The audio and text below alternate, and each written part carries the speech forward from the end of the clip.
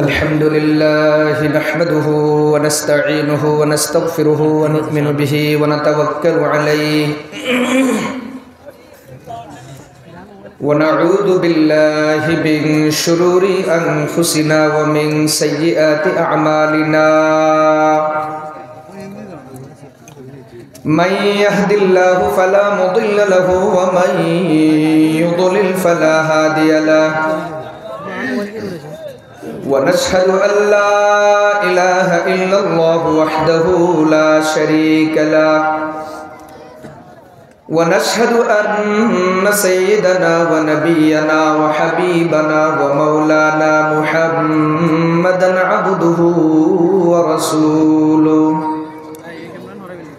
الذي أرسله الله تعالى إلى كافة الناس بشيرا ونذيرا وداعيا إلى الله بإذنه وسراجا منيرا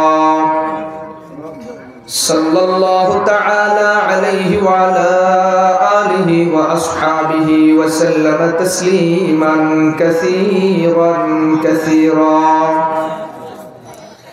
أما بعد فأعوذ بالله من الشيطان الرجيم بسم الله الرحمن الرحيم يرفع الله الذين آمنوا منكم والذين أوتوا العلم درجات والله بما تعملون خبير وقال سيدنا رسول الله صلى الله عليه وسلم إن الله يرفع بهذا الكتاب أقواما ويضع به آخرين صدق الله مولانا العظيم وصدق رسوله النبي الكريم ونحن على ذلك لمن الشاهدين والشاكرين والذاكرين والحمد لله رب العالمين سبحانك لا علم لنا إلا ما علمتنا إنك أنت العليم الحكيم सब अपने बनाए हुए जिंदा में है महबूस सब अपने बनाए हुए जिंदा में है महबूस खावर के सवाबित हो के अफरंग के सैयार खावर के सवाबित हो के अफरंग के सैयार फीरान कलीसा हो के शेखान हरम हो फीरान कलीसा हो के शेखान हरम हो ने जिद्दत गुफ्तार है ने जिद्दत किरदार ने जिद्दत गुफ्तार है ने जिद्दत किरदार है अहल सियासत के वही कोहना खामो पेच है अहल सियासत के वही कोहना खामो पेच शायर उसी अफलास तखय्युल में गिरफ्तार शायर उसी अफलास तखय्युल में गिरफ्तार दुनिया को है उस महदी बरहक की ज़रूरत दुनिया को है उस महदी बरहक की ज़रूरत हो जिसकी नगाह ज़लज़ला-ए आलम अफ़कार हो जिसकी नगाह ज़लज़ला-ए आलम अफ़कार। आज 30 জানুয়ারি 2025 বৃহস্পতিবার জান্নাতুল মাওয়া জামে মসজিদ ও আবু যর গফারি রাদিয়াল্লাহু তাআলা আনহু নুরানি মাদ্রাসার উদ্যোগে আয়োজিত তাফসীরুল কোরআন মাহফিলের অত্যন্ত শ্রদ্ধাভাজন সভাপতি মুআজ্জাজ মুকাররম হযরতে উলামায়ে কেরাম মুরব্বিয়ান ইজম যুবক ভাইয়েরা পর্দার আলে অপেক্ষমান অত্যন্ত শ্রদ্ধেয় সম্মানিত মা ও বোনেরা আল্লাহ রাব্বুল আলামিনের দরবারে শুকরিয়া আদায় করছি যিনি অত্যন্ত মেহেরবানি করে আমাদেরকে কোরআনে কারীম সামনে নিয়ে বসার তৌফিক দান করেছেন এজন্য রব্বুল আলামিনের দরবারে বলিষ্ঠ কণ্ঠে শুকরিয়া আদায় করছি আলহামদুলিল্লাহ। প্রধান মেহমান আসার আগ পর্যন্ত খুব সংক্ষেপে কিছু কথা আলোচনা করব ইনশাআল্লাহ। প্রিয় ভাইয়েরা, আল্লাহ রাব্বুল আলামিন এই পৃথিবী এবং পৃথিবীর বাহিরে সাতবক আসমান জমিন এর ভিতরে এবং এর বাহিরে আল্লাহ রব্বুল আলামিন কোটি কোটি রকমের মাখলুক সৃষ্টি করেছেন। আল্লাহ তাআলা কত ধরনের মাখলুক পয়দা করেছেন এটা তিনি ছাড়া সুনিশ্চিত দুনিয়ার কারো পক্ষে বলা সম্ভব না। আমাদের দেশে একটা প্রসিদ্ধ কথা আছে 18,000 মাখলুকাত। এই কথাটা মোটেও ঠিক নয় এবং এই কথাটা ঠিক হওয়ার ধারে কাছেও নেই। কেন একটু বলার চেষ্টা করি। কোরআন ও হাদিসে কোথাও 18,000 মাখলুকাত এই মর্মে কোনো বর্ণনা নাই। নির্ভরযোগ্য তাফসীর গ্রন্থ এবং নির্ভরযোগ্য হাদিসের ব্যাখ্যা গ্রন্থ কোথাও 18,000 মাখলুকাত মর্মে কোনো রেওয়ায়াত পাওয়া যায় না।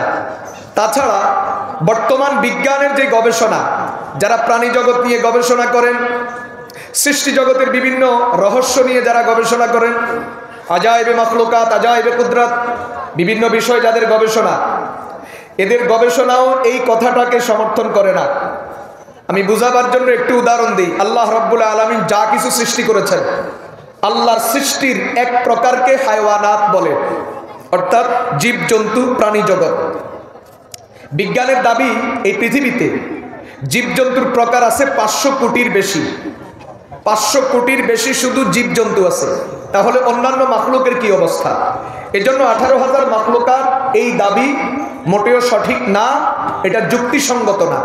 প্রিয় ভাইরা আমার, আবার প্রত্যেক প্রকারের জীবজন্তুর মধ্যে হাজার হাজার প্রকার আছে। যেমন গরু, এটা একটা প্রাণী, গরুর মধ্যে প্রকার আছে 1000। ছাগল একটা প্রাণী, এটার মধ্যে প্রকার আছে 300। হাঁস একটা প্রাণী, এটার মধ্যে প্রকার আছে 120। মুরগি একটা প্রাণী, এটার মধ্যে প্রকার আছে 1600। কুকুর একটা প্রাণী, এটার মধ্যে প্রকার আছে 340। সুবহানাল্লাহ। বিড়াল একটা প্রাণী, এটার মধ্যে প্রকার আছে 73। মাছ একটা প্রাণী, এটার মধ্যে প্রকার আছে 40,000-এর বেশি। পিঁপড়া একটা প্রাণী, এটার মধ্যে প্রকার আছে 22,000-এর বেশি। ব্যাঙ একটা প্রাণী, এটার মধ্যে প্রকার আছে 4,600। সাপ এটাও একটা প্রাণী, এটার মধ্যে প্রকার আছে 3,000-এর বেশি। এজন্য 18,000 মাখলুকাত এই দাবি সঠিক না। বুঝতেছেন কথা? আল্লাহ রাব্বুল আলামিন কোটি কোটি রকমের মাখলুক পয়দা করে রেখেছেন। এটা মজার কথা বলি, আল্লাহ রাব্বুল আলামিন যা বানাইছেন, যত রকমের মাখলুক, চাই আমরা খাই অথবা খাই না, দেখলে আমরা পিটাই অথবা দেখলে দৌড়াই অথবা দেখলে কাছে টেনে নিই, আমরা পালি বা পালি না, প্রত্যেকটা মাখলুক আল্লাহ তাআলা মানুষের কোনো না কোনো উপকারে পয়দা করেছেন। পৃথিবীতে এমন কোনো প্রাণী নাই যেই প্রাণী মানুষের কোনো কাজে আসে না। প্রত্যেকটা প্রাণী কোনো না কোনো ভাবে মানুষের উপকার করে। বুঝতেছেন কথা? যেমন একবার সাধারণ একটা প্রাণী, যেই প্রাণীকে আমরা খুব ঘৃণা করি, নিকৃষ্ট মনে করি, কুকুর। এই কুকুর আমাদের পরিবেশের বন্ধু। এই পৃথিবীতে কোটি কোটি মানুষ বসবাস করে। এদের পচা গলা, ময়লা, আবর্জনা, বর্জ্য, বিভিন্ন রকমের বিষয়, আবার বিভিন্ন জীব জানোয়ার মরে। এই কুকুর এগুলো খেয়ে হজম করে, দূষণ কমায়। এই জন্য এখনো আবহাওয়া, আলো বাতাস পরিষ্কার আছে, স্বচ্ছ আছে। যদি কুকুর না থাকতো, এই পচা গলাগুলো যদি খাওয়ার মতো জীবজন্তু না থাকতো, তাহলে এই আলো বাতাস দূষিত হয়ে পৃথিবীতে মানুষ বসবাসের এই অবস্থা থাকতো না। মানুষ সব কলেরায় মারা যেত। কুকুর এটাও আমাদের কাজে আসে। একটা প্রাণী বড় নিরীহ, যার হাত নাই, পা নাই, হাড্ডি নাই, কাটা নাই, চোখও নাই। এমন একটা প্রাণী, যে প্রাণীর কি নাই, আল্লাহ তাআলা তাকে চোখও দেয় নাই, এমন একটা প্রাণী কেঁচো। আমাদের গ্রামে কেঁচা বলে। কেঁচোকে বিজ্ঞান বলে কৃষকের বন্ধু।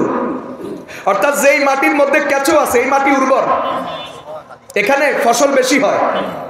বড় আজব ব্যাপার, বর্তমান বিজ্ঞান কেঁচো পালে। আমি নিজে দেখছি, টাঙ্কির মধ্যে গোবর দিয়া কেঁচো কতগুলা ছেড়ে দেয়।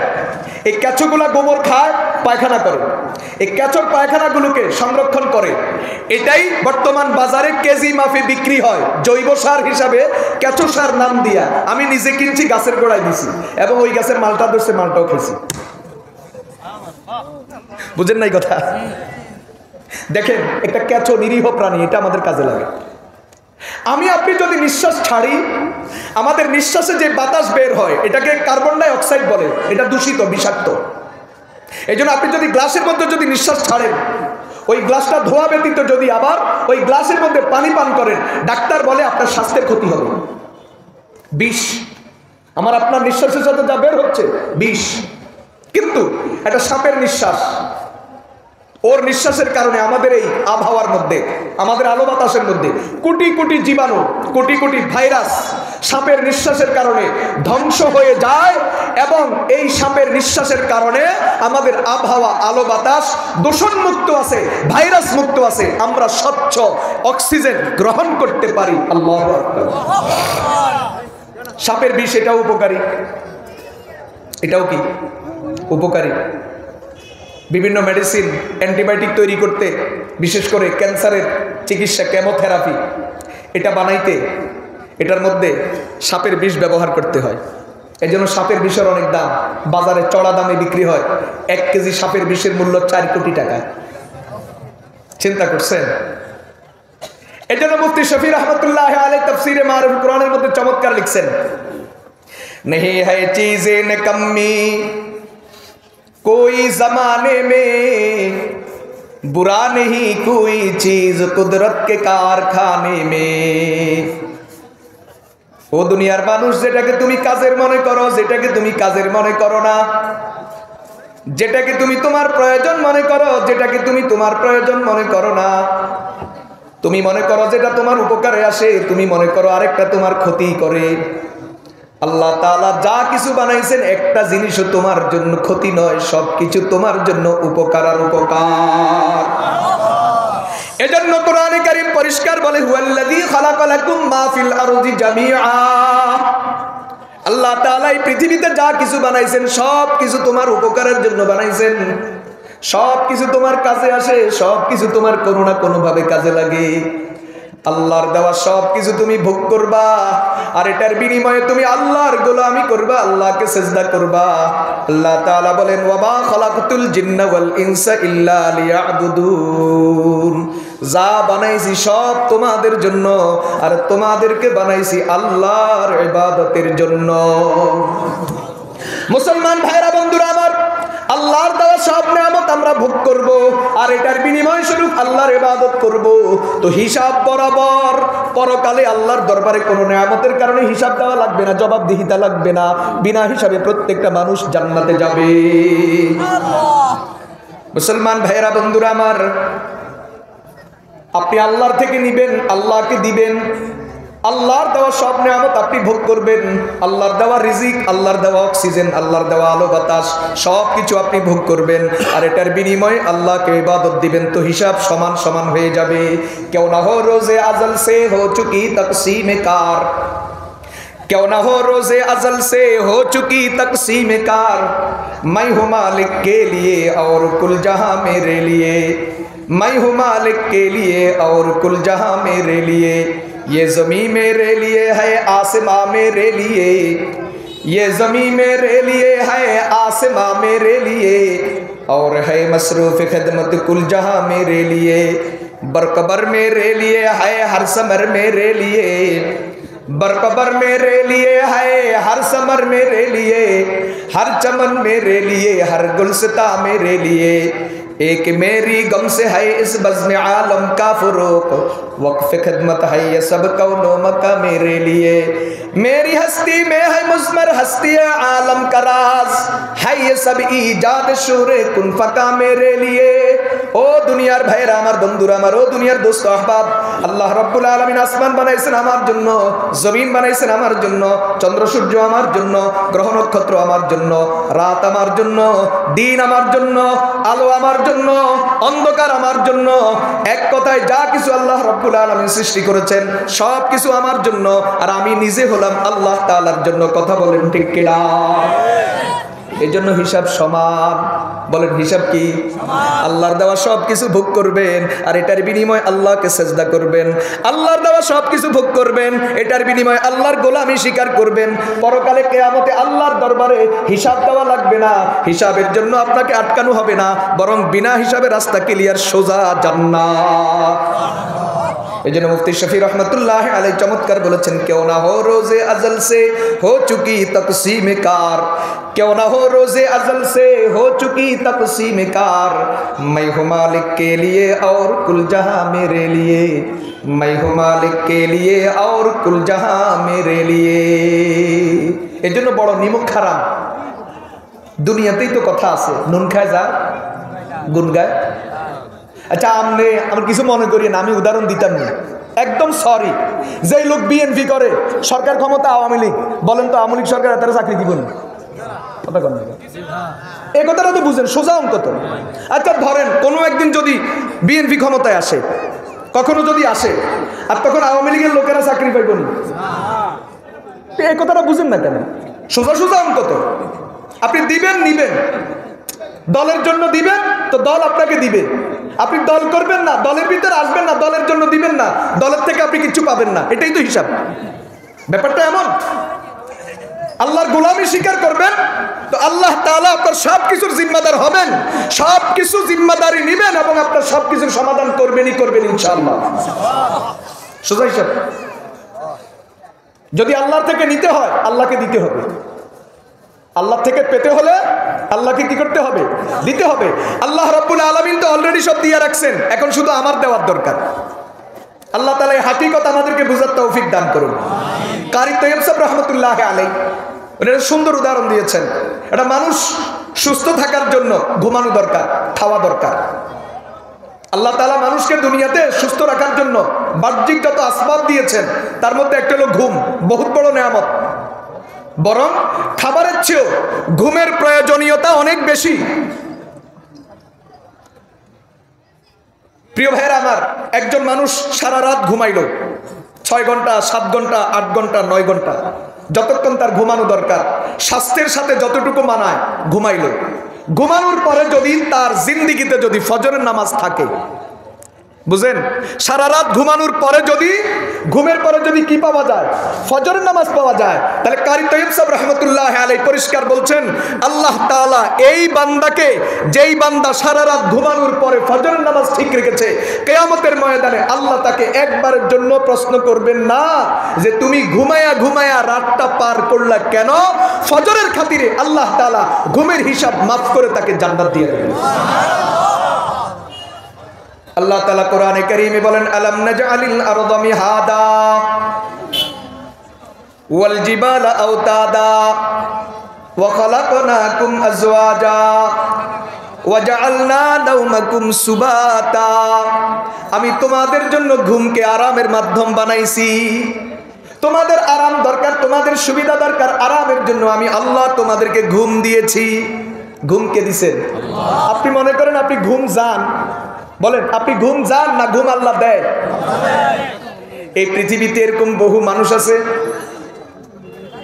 যার আরামের বিছানা আছে, দামি বিছানা চাদর আছে, দামি পর্দার কাপড় আছে, শিমুল তুলার নরম বালিশ আছে, এসি রুম আছে, একবার নীরব নিস্তব্ধ রুম, সাথে তার বিছানায় খাটের মধ্যে বক্স খাট, ইংলিশ খাট, দামি খাট, খাটের মধ্যে সুন্দরী বিবি আছে। কিন্তু এই লোকটা সারা রাত ছটফট ছটফট করে, এক ফোঁটা ঘুম তার আসে না, এক ফোঁটা ঘুম। আরেকদিকে দেখবেন অটো চালক দ্বিপ্রহর বেলা চৈত্র মাসের কড়া রোদের মধ্যে রাস্তার পাশে গাছের নিচে রিক্সাটাকে থামাইয়া সিটের উপর কোন রকম বৈশা মাথাটাকে ফুটের সাথে এইভাবে হেলান দিয়া দিছে, নাক টাইনা টাইনা ঘুম যায়। এই অবস্থায় প্যাসেঞ্জার আইসা বলে, চাচা যাইবেন নি? কয় না। চাচা 10 টাকা বাড়াই দিব। সময় নাই। এখন যদি প্যাসেঞ্জার বেশি জ্বালাজালি করে তো চাচা এখন জবাব দেয়, গাড়িতে চার্জ নাই। এখন কি করবেন? এদেশে অটোওয়ালা সিএনজি ওয়ালার সর্বশেষ কি? সিএনজি ওয়ালা গাড়িতে গ্যাস নেই, অটোওয়ালা গাড়িতে চার্জ নেই। করবেন কি? বলেন এখন কি করবেন? তার মানে তার গাড়িতে চার্জও আছে, সব ঠিক আছে, কিন্তু বেচারা এই যে রিক্সার সিটের উপর বসে বসে ঘুমাইতেছে, ঘুমের মজা পাইয়া গেছে, এই জন্য এখন তার কাছে ভাড়া মারতে আর ভালো লাগে না। কথা বলেন ঠিক না বেঠিক? তাহলে কি বোঝা গেল?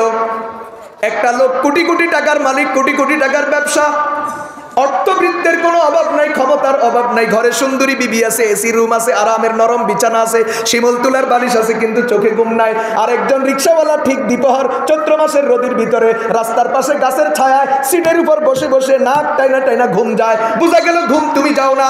ঘুম যাওয়া তোমার বাহাদুরি নয়, ঘুম যাওয়া তোমার যোগ্যতা নয়, বরং তোমার চোখে যে ঘুম আসে এটা আল্লাহর দেওয়া মহা নেয়ামত।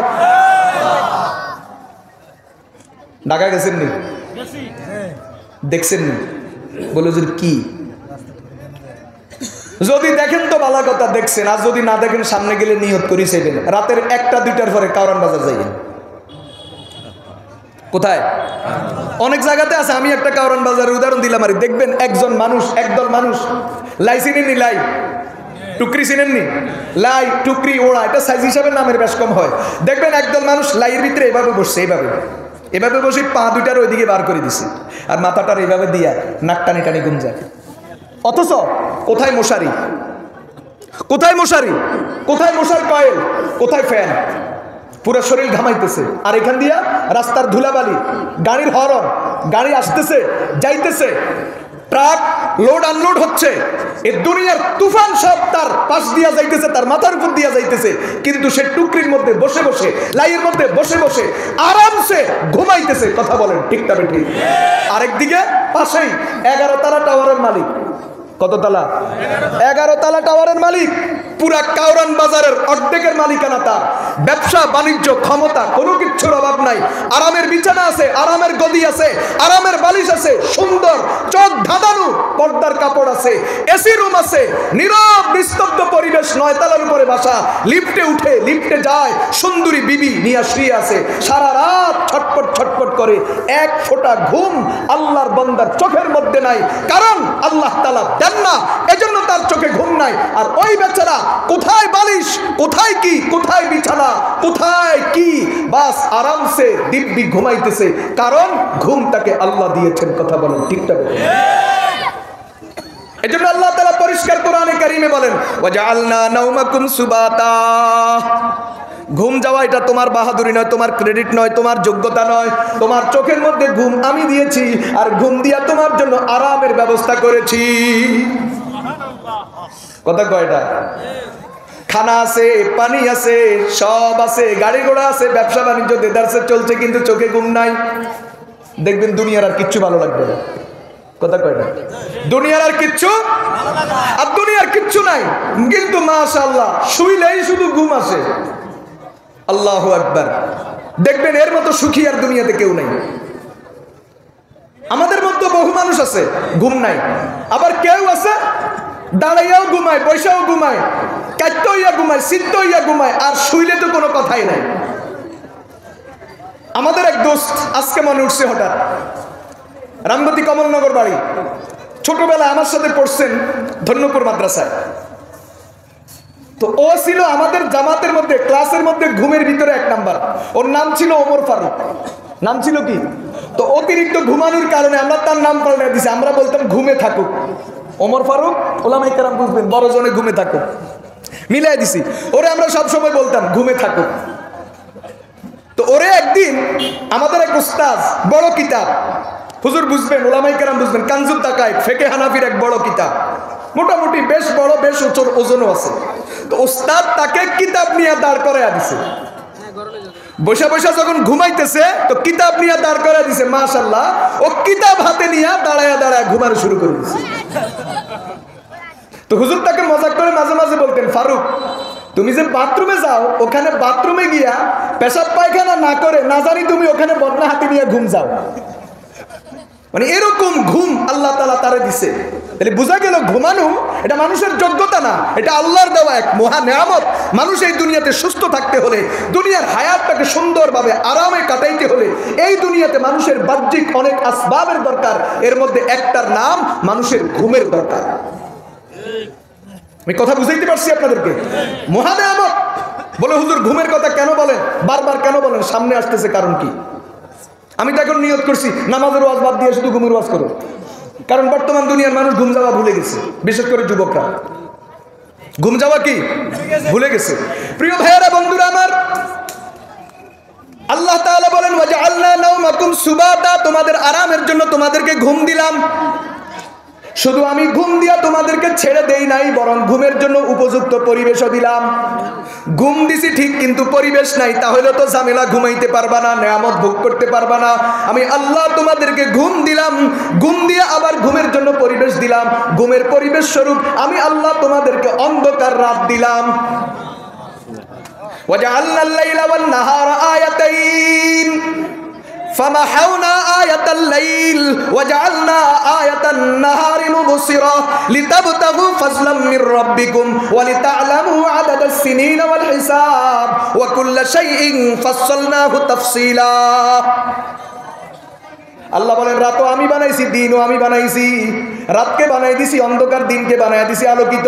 আমি চাইলে বেশ কম করতে পারতাম, আমি চাইলে সমানও করে দিতে পারতাম, কিন্তু আমি আল্লাহ রাতকে বানাইছি অন্ধকার, দিনকে বানাইছি আলোকিত। কারণ কি জানো? রাতকে অন্ধকার বানাইছি তোমার ঘুমের জন্য, দিনকে আলোকিত বানাইছি তোমার কামাই রুজির জন্য। তোমার কামাই রুজিও দরকার, শুধু ঘুমাইলে হবে না। কথা বলেন না কেন? তোমার কামাই রুজিও দরকার, শুধু ঘুমাইলে হবে না। আবার শুধু কামাই রুজি হলে হবে না, তোমার ঘুমও লাগে। এই জন্য আমি রাতও দিয়েছি, দিনও দিয়েছি। রাতকে বানাইছি অন্ধকার, দিনকে বানাইছি আলোকিত। রাতের বেলায় ঘুমাইবা, দিনের বেলায় কামাইবা। কথা কয় না? রাতের বেলায় কি করবা? ঘুমাইবা। দিনের বেলায় কি করবা?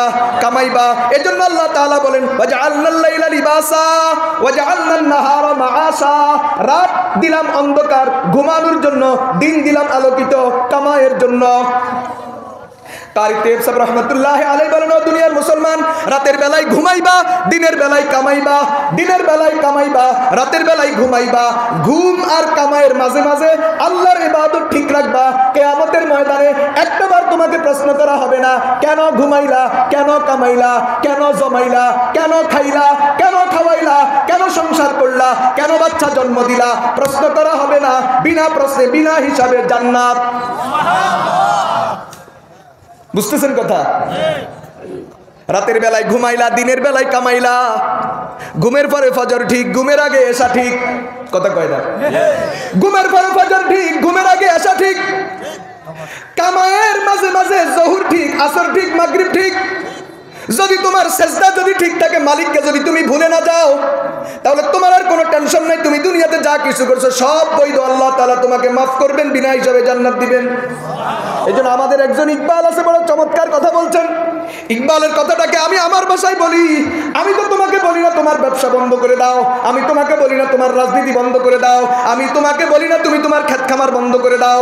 ব্যবসা বন্ধ, চাকরি বন্ধ, রাজনীতি বন্ধ, ক্ষেত খামার বন্ধ, চাষাবাদ বন্ধ, বিদেশ যাওয়া বন্ধ, সব বন্ধ করি সবাই মাদ্রাসায় ভর্তি হয়ে যাও, অথবা সব বন্ধ করি সবাই তাবলীগে চলে যাও, সবাই টঙ্গীর ময়দানে চলে যাও। এই কথা আমি তোমাকে বলি না, এটা বলবো না। বরং এটা কখনো যৌক্তিক কথা হতে পারে না। বরং আমি তোমাকে বলবো তুমি চাকরি করো, চাইলে তুমি ব্যবসা করো, চাইলে তুমি রাজনীতি করো, চাইলে তুমি বিদেশে থাকো, চাইলে তুমি দেশে থাকো, চাইলে তুমি ক্ষেত খামার কাজ করো। তবে একটা কথা তোমারে বলি, যা মনে চায় তা করো, তবে শুধু আল্লাহকে ভুলা যাবে না। तुम शौक से कॉलेज में पढ़ो, फर्क में झूलो।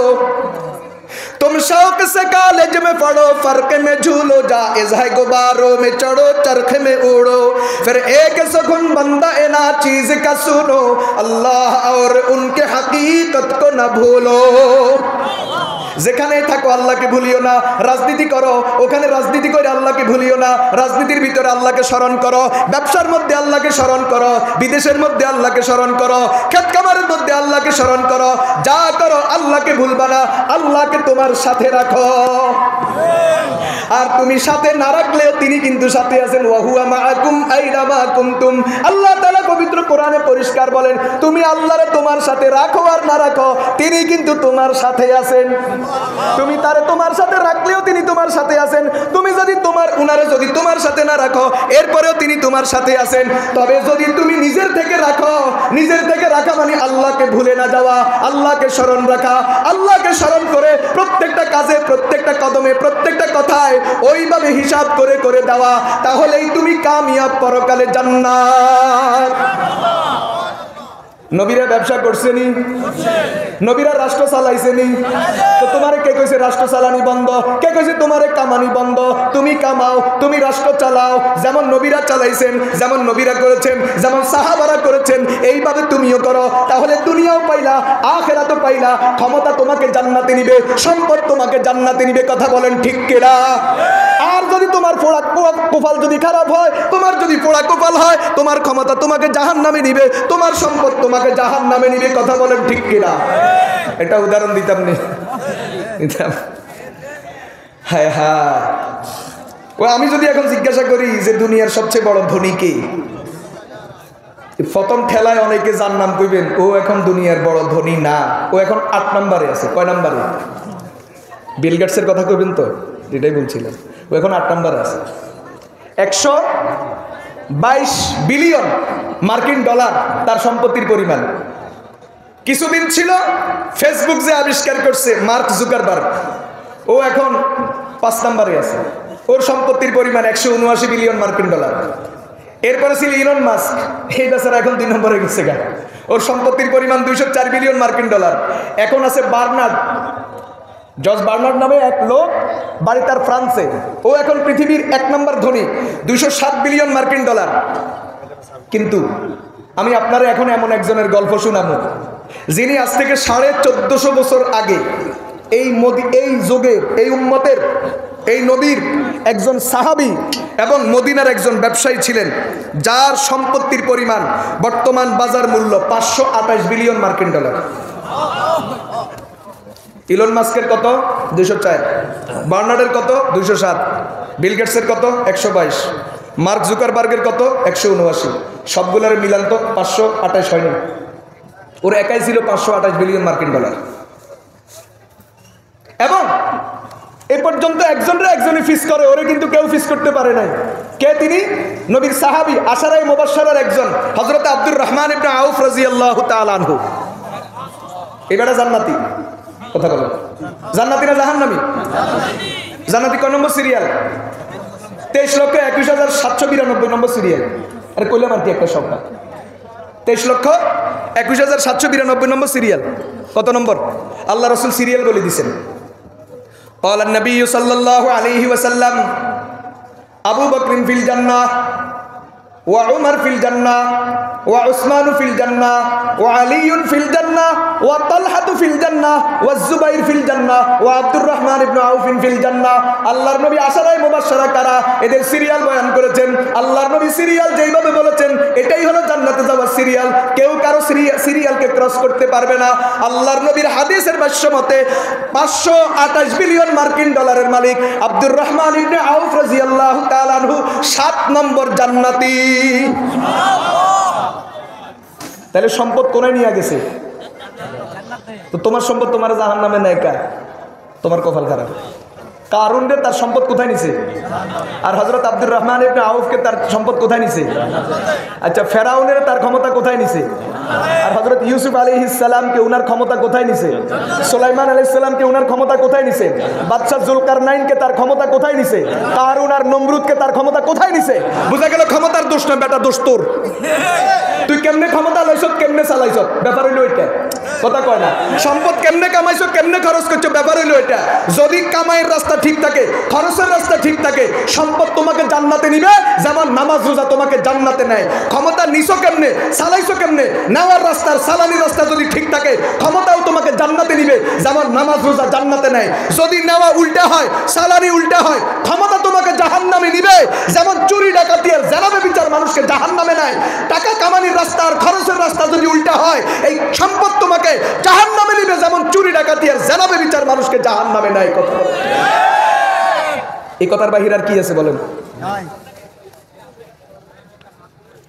এখন সবাই মিলে একটা দোয়া করবেন নি যে আজকের পর থেকে দোয়া করেন আল্লাহ তাআলা যেন বাংলাদেশের আগামীতে যারা ক্ষমতায় আসবে ওদেরকে ক্ষমতা দিয়ে জান্নাত কামানোর তৌফিক দান করুন।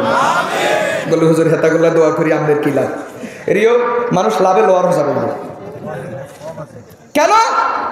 যদি ক্ষমতাসীনরা ক্ষমতা দিয়া জান্নাত কামায়, তাহলে ওই দেশের জনগণ দুনিয়াতে থাকতেই জান্নাতের নেয়ামত ভোগ করা শুরু করে। কারণ যেই ক্ষমতাসীন ক্ষমতা দিয়া জান্নাত কামাবে সে চুরি করবে, দুর্নীতি করবে, ডাকাতি করবে, মানুষের বুকে গুলি চালাইবো, গলায় ছুরি চালাইবো, আইন বানায় মানুষের হয়রানি করবে। কথা কয় না? অপরাধীরে জামায়া ধরে রাখবো আর নিরপরাধের কোমরে দড়ি লাগাই গরুর মতো আদালতে তুলবো। কিরবো? কি করবো? কথা বলেন। তাহলে দেশে যদি ন্যায় বিচার থাকে, ইনসাফ যদি থাকে, সুশাসন যদি থাকে, তাহলে ওই দেশের জনগণ দুনিয়াতে থাকতেই জান্নাতের সুখ লাভ করে। এজন্য দোয়া করা দরকার। আগামীর বাংলাদেশে যারা রাষ্ট্র ক্ষমতা আসবে, আল্লাহ তাআলা যেন তাদেরকে ক্ষমতা দিয়া রাষ্ট্র চালাইয়া আল্লাহ যেন তাদেরকে জান্নাত কামানোর তৌফিক দান করে। কারণ তারা যদি তাদের ক্ষমতা দিয়া রাষ্ট্রনীতি দিয়া যদি জান্নাত কামাইতে পারে, তো আমরা নিরীহ জনগণ যারা, আমরা দুনিয়াতেই জান্নাতের সুখ লাভ করা শুরু করব। আর ক্ষমতাসীনরা যদি ক্ষমতা দিয়া জাহান্নাম কামায়, তো উনারা তো জাহান্নাম কামাইবো পরকালে, আমরা কিন্তু দুনিয়াতে থাকতেই জাহান্নামের আযাব ভোগ করা শুরু করে দিই। আমি কথা বুঝাইতে পারছি আপনাদেরকে? প্রিয় ভাইয়েরা, বন্ধুরা, আমার কথা অন্যদিকে চলে গেল। কথা বলতেছিলাম আল্লাহর দেওয়া নিয়ামত ভোগ করবেন, তার বিনিময়ে আল্লাহকে সিজদা করবেন, হিসাব সমান। পরকালে আল্লাহর দরবারে কোনো জবাবদিহিতা লাগবে না। বিনা জবাবদিহিতায় আল্লাহ তাআলা প্রত্যেকটা মানুষকে জান্নাত দিয়ে দিবে তার ইবাদতের খাতিরে। এজন্য আল্লাহ তাআলা বলেন, হুয়াল্লাযী খালাকালাকুম মা ফিল আরদি জামিআ, সব তোমাদের, আর তোমরা কার? ওয়ামা খালাকতুল জিন্না ওয়াল ইনসা ইল্লা লিয়াবুদুন, তোমরা হইলা আমার, সব আমাদের, আমরা তার, হিসাব সমান। তার থেকে নিব তাকে দিব, তার থেকে নিয়ামত নিব তাকে ইবাদত দিব, আর পরকালে হিসাবের বাকি আর কিচ্ছু থাকে না, বিনা হিসাবে জান্নাত। এজন্যই আল্লাহর রাসূল হাদিসের মধ্যে বলছেন, তুহফাতুল মুমিনি আল মাউত, ইমানদারের জন্য আল্লাহর পক্ষ থেকে হাদিয়ার নাম হলো মৃত্যু। কথা কয় না? ইমানদারের জন্য আল্লাহর পক্ষ থেকে হাদিয়ার নাম কি বলেন না? মৃত্যু। মরা দেরি, জান্নাতে যাইতে দেরি। মরে না কা, এজন্য জান্নাতে যায় না। জান্নাতে যায় না কা, জবাব হইল মরে না কা। মরতে দেরি, জান্নাতে যাইতে দেরি নাই। কথা বলেন ঠিক না বেঠিক? আল্লাহ তাআলা আমাদেরকে ওই নুরানি জিন্দেগি দান করেন। ভাই, ওয়াজ মাহফিলের উদ্দেশ্য, এই চাচামেচির উদ্দেশ্য এটাই, আমরা যেন সবাই যেন সংশোধন হয়ে যায়। আমি বলছি, আমিও হব, আপনি শুনছেন, আপনিও হবেন, সবাই আল্লাহর জান্নাতের মেহমান হবেন। আল্লাহ তাআলা সব মাখলুকের মধ্যে দামি বানাইছেন মানুষকে। কাকে বানাইছেন? মানুষ কেন দামি? অনেক লম্বা আলোচনা, আমি শুধু একটা উদাহরণ দিয়ে সামনে যাব। আল্লাহ তাআলা যত কিছু হারাম করেছেন, সবচেয়ে নিকৃষ্ট জঘন্য হারামের নাম শুকর। সবচেয়ে জঘন্য হারাম কি? শুকর। আল্লাহ তাআলা যত কিছুকে নাপাক বানাইছেন, নাপাক, জঘন্য নাপাকের নাম শুকর। শুকর একদিকে নাপাক, আরেকদিকে হারাম। পৃথিবীর সব ধর্মে, প্রায় সব ধর্মে শুকর খাওয়া হারাম। কোন ধর্মে শুকরকে এলাও করে না। কিন্তু আপনি এমন এক জায়গায় গেলেন যেখানে হালাল কোনো খাবার নাই, ভাত নাই, রুটি নাই, মাছ নাই, তরকারি নাই, শাকসবজি নাই, ফলমূল নাই, এমনকি শুকনা চিড়া মুড়ি এটা পর্যন্ত নাই। এখন আপনার ক্ষুধা এই পরিমাণ, না খাইলে এখন মারা যাবেন। আছে কি? শুধু শুকরের গোশত, হারাম। তাহলে কোরআন বলছে, দুনিয়ার কোনো মুফতির ফতোয়া না, আল্লাহর কোরআনের ফতোয়া, এই মুহূর্তে তুমি তোমার জীবন বাঁচানোর জন্য যতটুকু শুকর খাওয়া দরকার এতটুকু খেয়ে নাও, গুনাহ হবে না।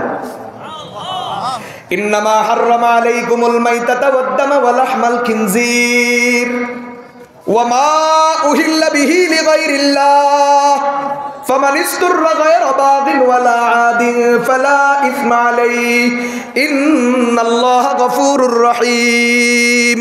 আল্লাহ তাআলা বলেন, ও দুনিয়ার মানুষ, তোমাদের জন্য শুকর হারাম, তোমাদের জন্য রক্ত হারাম, তোমাদের জন্য মরা জানোয়ার হারাম, এবং যেই জানোয়ার অন্যের নামে জবাই করা হলো আল্লাহ ব্যতীত, ফিরের নামে হোক, খাজার নামে হোক, কবরের নামে হোক, মূর্তির নামে হোক, অন্যের নামে যেই জানোয়ার জবাই করা হয়েছে ওই জানোয়ারও তোমাদের জন্য হারাম। তবে যদি তোমরা নিরুপায় হয়ে যাও, জীবন বাঁচানোর তাগিদে যদি প্রয়োজন দেখা দেয়, তাহলে প্রয়োজন পরিমাণ হারাম তোমরা খেতে পারবে, কোনো গুনাহ হবে না। এখান থেকে বুঝেন আল্লাহর কাছে মানুষের জীবনের কত দাম। মানুষের জীবন বাঁচানোর জন্য আল্লাহ তাআলা শুকরের মতো জঘন্য হারামকেও আল্লাহ তাআলা সাময়িক সময়ের জন্য হালাল করে দিয়েছেন। এটা হাদিস শুনে قال النبي صلى الله عليه وسلم عذبت امرأة في هرة أمسكتها فلم تطعمها ولم ترسلها تأكل من خشاش الأرض حتى ماتت جوعا।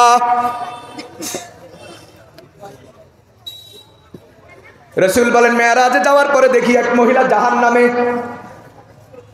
এক মহিলা কি? অথচ সে নেককার। রাসূল বলেন, তার কারণ কি? কারণ হলো এই মহিলা একটা বিড়ালকে বেঁধে রাখছে। ফালাম তুতইমহা, খাবার দেয় নাই, ওয়ালাম তুরসিলহা, ছেড়েও দেয় নাই। তাহলে বিড়াল নিজের খাবারের চিন্তা নিজে করতো, নিজের খাবারের ব্যবস্থা নিজে করতো।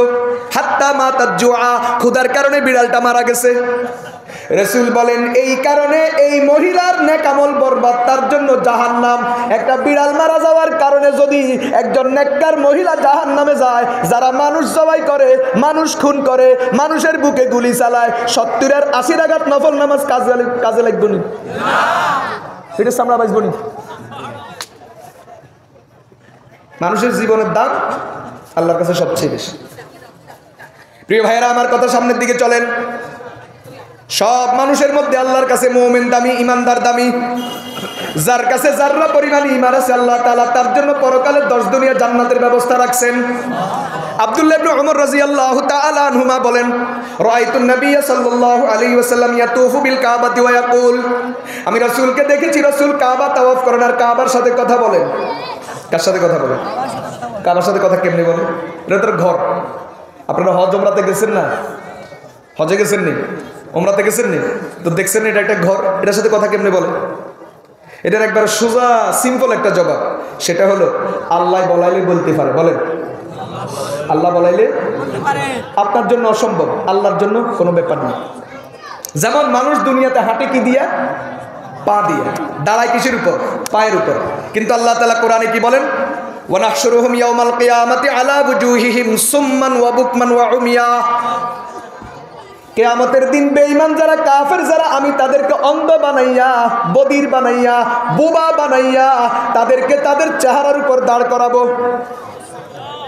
ক্বালু ইয়া রাসূলুল্লাহ কাইফা ইয়াকুমু আহাদুহুম আলা ওয়াজহি, সাহাবায়ে কেরাম প্রশ্ন রাখলেন, ইয়া রাসূলুল্লাহ মানুষ চেহারার উপর কেমনে দাঁড়াবে? আল্লাহর রাসূল সোজা জবাব দিলেন, ইন্নাল্লাযী আমশাহুম আলা আরজুলিহিম কাদিরুন আলা আন ইউমশিয়াহুম আলা বুজুহিহিম, যে আল্লাহ মানুষকে দুনিয়াতে পায়ের উপর দাঁড় করাইতে পারে, ওই আল্লাহ চাইলে পরকালে মানুষকে চেহারার উপর দাঁড় করাইতে পারেন। এখন মানুষ কথা বলে, জীব জানোয়ার কথা বলেনি, গাছপালা কথা কয়নি, কিন্তু হাদিসের মধ্যে আছে কিয়ামতের আগে গাছে কথা বলবে, পাহাড় কথা বলবে, পাথর কথা বলবে, দেয়াল কথা বলবে, এটা ছাড়া কিয়ামত হবে না। তো তখন বলবে কেন? সোজা জবাব আল্লাহ বলাবেন। এখন বলে না কেন? সোজা জবাব আল্লাহ বলায় না। এটা মানুষের জিহ্বা 2.5 থেকে 3 ইঞ্চি লম্বা। দেখেন মানুষ এই জিহ্বা দিয়ে কত রকমের কথা বলে, এক একজনের কথা এক এক স্টাইল। কারো কথার কারণে কলিজা ঠান্ডা হয়ে যায়, আসেনি? আর কারো কথার কারণে কলিজা আগুন ধরে যায়। কথা কয় না?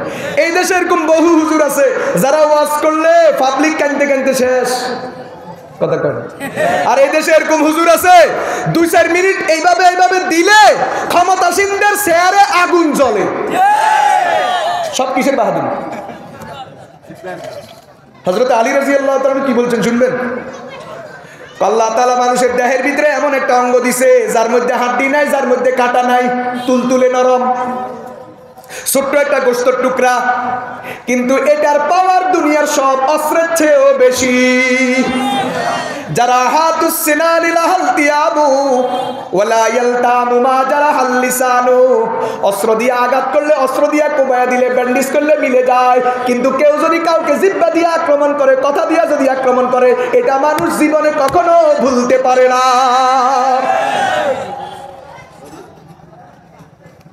কথা বুঝতেছেন? জিহ্বা ছোট্ট একটা গোশতের টুকরা, নরম, হাড্ডিও নাই, কাটাও নাই, কিন্তু এটার আঘাত দুনিয়ার সব অস্ত্রের চেয়ে বেশি। এজন্য আমরা দেখছি অনেকেই কথার কারণে বিপদে পড়ছে। যদি কথা কম বলতো হয়তো বিপদ আসতো না। কথা বুঝতে পারছেন? চটাং চটাং প্রশ্ন, চটাং চটাং উত্তর, চটাং চটাং পালাও। কথা বেশি বলা বিপদ ডেকে আনে মানুষের জন্য। এই কথা, এই মুখ মানুষের বন্ধু বাড়ায়, আবার এই মুখের কারণে মানুষের শত্রু বাড়ায়।